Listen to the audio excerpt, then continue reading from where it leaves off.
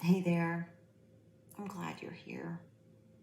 I really pray that your December is being kind to you, is being tender to you.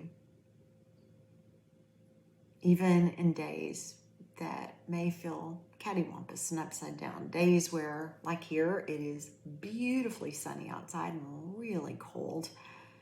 Days where you have it all figured out. Like I fluffed up, I put some makeup on, and then I didn't have the energy to style my hair. So it's in a hat, and that's where we are today, right?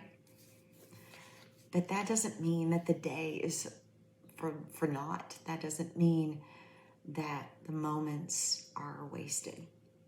There's redemption to be found in all of them, right? That's why this is such an unexpected advent. That's why 2020 has stories to tell us, is because there's more. I'm going to read another story. You can find it on my blog, but hey, some of us like to listen. So, in my imperfect way, with my cattywampus day, I'm going to read a story of unexpected joy. Instead, you direct me on the path that leads to a beautiful life. As I walk with you, the pleasures are never ending, and I know true joy and contentment. Psalm 16:11. Dear 2020, you are not a dark blot. You are not a story to be hidden. You are more than any label assigned to describe you. Even though it feels as though your days have been ravaged and left for lost, there is a story of rising and shining in you. I believe there is such unexpected joy still left to be found in you. Of all the women in Jesus' genealogy, maybe it's Bathsheba who most closely is linked to you, 2020. Maybe she's the one who actually looks like most of us in these ransacked days. Bathsheba, who Scripture said was involved in the only dark blot in King David's powerful story, the woman who slept with him while her husband was away serving faithfully in the army. Now, before we raise our holy hands and say, oh, wait, I am nothing like that woman, you want us to consider her story, don't you? 2020. It's spring, the time of year when all kings go to war. Well, all kings, that is, except for David.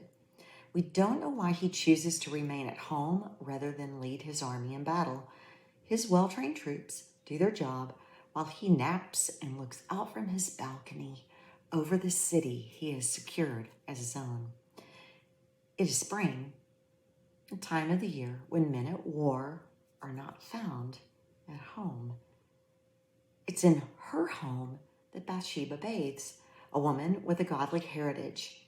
She tends to herself while her husband battles enemies miles away, and it is from his balcony where David finds himself captivated by the beauty of her form. Like a young buck, he can't turn away. He demands that she come to his home.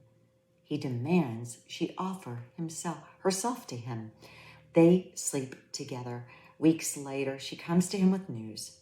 She's pregnant. Her husband is still in battle, so there is no doubt David is the father. David is overwhelmed by the consequences of the afternoon on that balcony, and he does all he can to safeguard his own reputation by crafting a plan to have her husband killed. A failed first attempt becomes a final dark story. David and Bathsheba eventually get married, and Bathsheba is instrumental in ensuring that her son, Solomon, is named the successor to the throne, though he's not eligible by lineage to receive the crown. We don't know her full story, so we try to write the pages for her. We often label her a seductress, a woman who brought what had happened to her on herself because of her own behavior. Some of us label her a victim, a voiceless soul without privilege or right who felt she had no choice. We might call her a cheater, the cause of her own husband's death. We could even label her a manipulator, a person hungry for power and prestige at any cost. Now, David remains king. David remains a man after God's own heart. But Bathsheba, she is whatever story we decide. She is bad girl, poor girl, stupid girl, sly girl, dark blot. But what if she is more than any label assigned to her? What if her place in Jesus' genealogy is a lesson for us in redemption? What if her story is meant to give us hope and joy? What if her story is our story in your story, 2020? What if this season is bigger than any labels assigned to it? What if there is redemption yet to be found in what is born from ravaged days?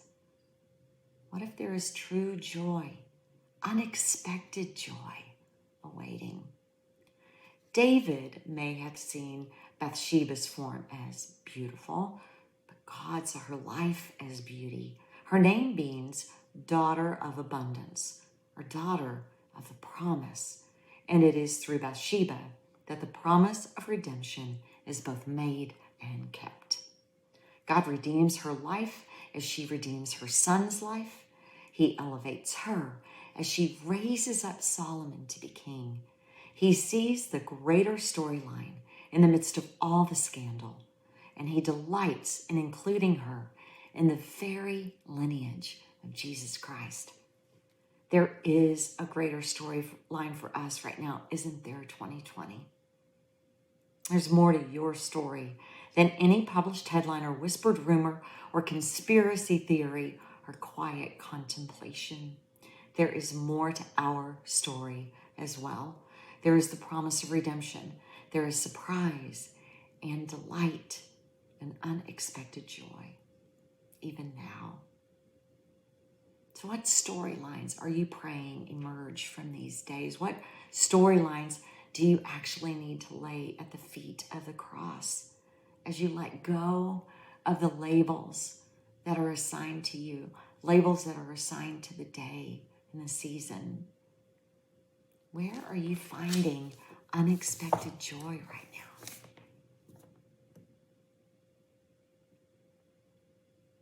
We are in this together. We are in this together with unexpected hope and unexpected peace and unexpected joy. And right now, if that joy is far from you, if you feel labeled by the days, if the days feel like dark blots on your life, if you feel ravaged, if you're wondering how there could possibly be any redemption, please let me know. I want to pray with you and for you and over you. Again, we are in this together. We are in this together. In joy and in pain. We are here in joy and in sorrow. There is redemption to be found in these days, right now. This is an unexpected Advent that is leading to an incredible epiphany. Jesus is here. God is here. He is with us. He is for us. He is for you.